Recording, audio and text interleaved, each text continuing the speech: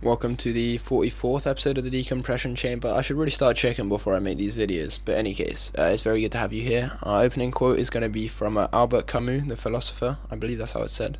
Anyway, the quote goes, "You will never be happy if you continue to search for what happiness consists of. You will never live if you are looking for the meaning of life." Roll the intro. Looks like into me, no doubt that I never be without my damn brain. Closed mouth, I'm clever and I know my damn shame. No cloud to the better, no one know my damn name. No bow, that shit what I guess we about to cascade. Yeah, so I'm coming in with a real ominous red light setting here, just because I wanted to switch it up a bit. But I quite like that quote because it's kind of been dwelling on my mind today, or maybe I've been dwelling on it, but because as I mentioned in yesterday's video, I was and continue to be feeling a profound sense of happiness, tranquility, and joyous enjoyment of life at the moment. So I guess that may contribute to me being more consistent. You know, if I take a big break from filming videos, it's probably because I'm not feeling too hot. And it's a bit of a weird thing because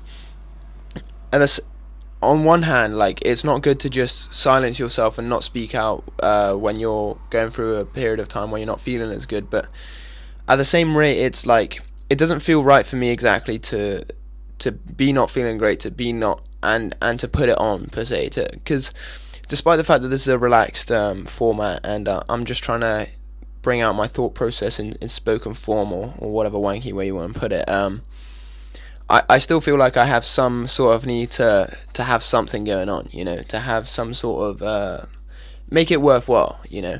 And I don't necessarily think that people will want to tune in, you know, those few of you that do will want to tune in for, you know, a bloody pity pie for me. You know, it's not necessarily like I'll ever be quiet about something. I think as well, particularly the negative stuff in my life, I find it hard to separate a lot of negative emotion. Like, it's very rare that I'm just feeling sad, or I'm just feeling angry, or I'm just feeling frustrated. Quite often it's like a weird tangle of emotions, and I'm not even good at sorting out while I'm feeling it. You know, I need to just kind of sit in it, let it kind of work its way throughout my day, or however long it takes, and then look back and think, you know, why was I feeling this way? What could have contributed to me feeling this way? You know, so. Yeah, that quote is something that I think about a lot, because it's like there's no secret, there's no bloody. It's like in a movie. I think a lot of maybe my perceptions and people's perceptions are conditioned by media, and I think about movies just because I like movies. But there's no like special item. There's no quest item that once you've grabbed that and achieved it, there you go, you've achieved happiness. Happiness is more of an experience than it is a destination, if you will. But yeah, sorry, I'm just pouring myself a drink. I'd really hate to spill water all over my desk while recording a video, because while nobody would see it, I'd still feel the embarrassment, you know. But yeah, it's good to have you on what is a nice quiet Monday evening in Salisbury. You know, I said that like a news reporter, but in reality it's just been a very chill day for me, you know. The sun continues to shine. I'm trying to have a good outlook on life. I'm trying to approach each day with hope and with joyous kind of expectation. You know, not joyous but like you get what I'm trying to say. I'm trying to look for every day as a possible source of joy. And you know, I used to consider like a day as a waste if I hadn't got anything done, or if I hadn't moved towards any particular target in my life. But I feel like now I'm in a certain mindset where I'm like, if I enjoyed the day, if I gained a little understanding of what makes me happy in life, if I shared companionship with someone and we had a nice moment together, or even if I just said something that made someone laugh, or someone made me laugh, like maybe that's enough, you know. Maybe you don't have to chalk off a day just because it doesn't necessarily meet your standards for aspirations or whatever. And you know, obviously it is good to make progress and stuff. Like I got a bit of exercise done today, and I was like, yeah, good on you, Mary, pat yourself on the back. I did a bunch of mundane stuff, like I cooked and ate well, and I bloody did my laundry. But you know, for me, as a lazy kind of disorganized person, that in itself is a feat. But you know, it's nice to celebrate the small things as well. I mean, the idea of being organized is such a weird concept to me, because I'll use the example that, like, my older brother, he's a very kind of like orderly, like, he's a great person, but he's very kind of like, there are some things he does rigidly, like he's good at keeping his room tidy. Apparently his mates at uni used to call him a psycho because his room was so tidy. But for example, sometimes he's been late to certain traveling. We make jokes about him because sometimes he might not be organized with like travel or something, or he might show up late to something. So there's different types of organization. I'm not good at tidying my room, but I'm always on time for stuff. Not always, but almost always. And I try and maintain like a standard of punctuality. Not with anyone. I don't have like a good rapport. Like, I'm not known, Murray, Mr. Punctual, but I like to know in my head that when I'm supposed to be at somewhere at a certain time, I like to be there right on time. I don't like to be there early and like linger awkwardly. I don't like to be there late. If I can just get there right on time, it's perfect. Like, that's why I used to very judiciously calculate how far certain things were from me in walking distance in Bristol, and I've kind of tried to apply the same logic here in Salisbury. But the truth of it is that nothing's very far in Salisbury. I make a joke about it, but it's true. You can make like a 15-minute walk and you'll make it across the other side of the city in no time. I've always wondered whether it's worth me cutting away me drinking, but the reality is it's the same stream of consciousness, so I prefer to just keep it all raw or whatever. Maybe it's just I'm lazy and I don't like editing, but that just kind of is what it is. But yeah, so I had a camera workshop today, which sometimes I get this weird sense of, like, I call it anticipatory anxiety. Like, there's something that is in the future for me that I'm somewhat unsure about, and so like my natural instinct is to be anxious for it, even if it could be good, even if it could be bad, even if I know nothing about it. Initially, because it's uncertain, I'm anxious. I'm like, oh, what could this be? Is there a perceived threat in the future? And the reality is, I was kind of anxious about what we do today, and it was just very relaxed. I learned stuff about depth of field, which is quite useful for what I'm doing, because I'm trying to keep an object in focus. So say the camera's here and an object's here. There's a certain range around that focal point that's still in focus. So if you watch a film and there's multiple characters sat at a table, for example, they're not all exactly in focus, but they're all in the right range of focus, so that you can see them clearly, and the edge is defined, and all the details are there. And we learn about depth of field, and we learn a bit about filling in these sheets that kind of keep stuff logged for what you film. And the reality is a lot of filmmaking isn't just like the artistic side.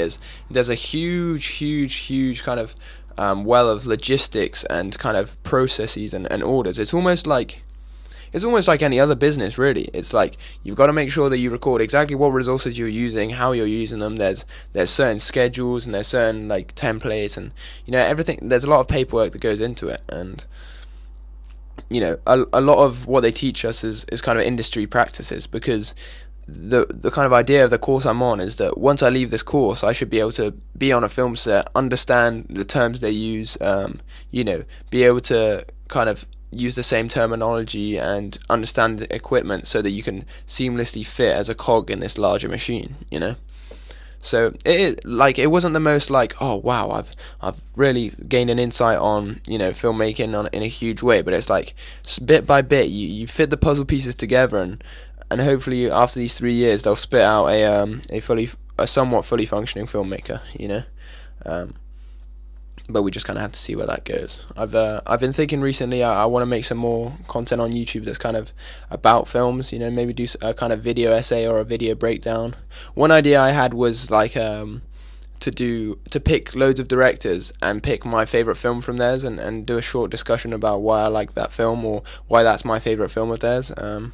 So that's an idea. Or maybe I was thinking, pick a director, pick a certain film, do a kind of zoomed in video. Like recently I did an essay for school about the film Volver, and I spoke about it on a previous video. But I was thinking maybe because I have the benefit of being Spanish and enjoying film, I could do like a big kind of research piece on Spanish films, or Almodóvar, the director that I picked for that essay, or just maybe foreign films in general. And the essays that I have to do for school are very academic, bullshitty. Like you have to find academic sources and back them up, and embed the quotes in a way that build your argument, and you have to make these dumb kind of analyses that don't actually, for me, the meaning that I get from a film isn't like the one that I'll say in an essay. But in an essay I'll make a much kind of grander, more, you might call it a more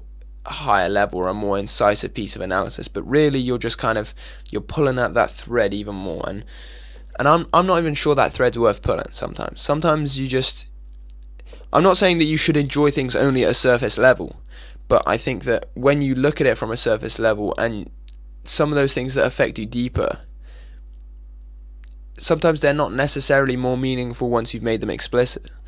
Sometimes you watch a film and you'll think, there's something about that, I don't know exactly what, but there's something about that film that feels right to me. Like one of my comfort films is The Social Network, and it's not because I'm a huge David Fincher fan, or wait, is it Fincher? I'm going crazy. Anyway, it's not like I'm a huge fan of whichever director it was that somebody's going to be annoyed at me for forgetting.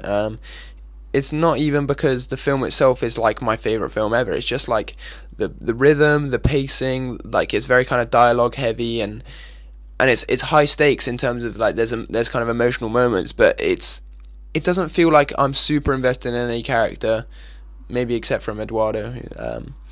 But in any case, it's just one of those films that I can put on and just be like, yeah, I'm enjoying this, but I don't have to stay super focused. And I'm not sure that I would get more meaning out of the film if I really kind of took a deep dive and understood why this certain shot paired with that. Like, I don't think that's always how you have to look at it. Sometimes you should just be able to watch something and be like, yeah, that was a fun experience, I enjoyed it, kind of was what it was, and now I move on, But in any case, what I'm trying to say with that is that maybe the tone that I take towards videos talking about films is more conversational, more kind of like, I'd want to do it in a way that's not just like, here's how you can find more meaning in a film, but it's more kind of like, here's my perspective on these films and why what makes them enjoyable to me, or what makes them stand out to me as individual films.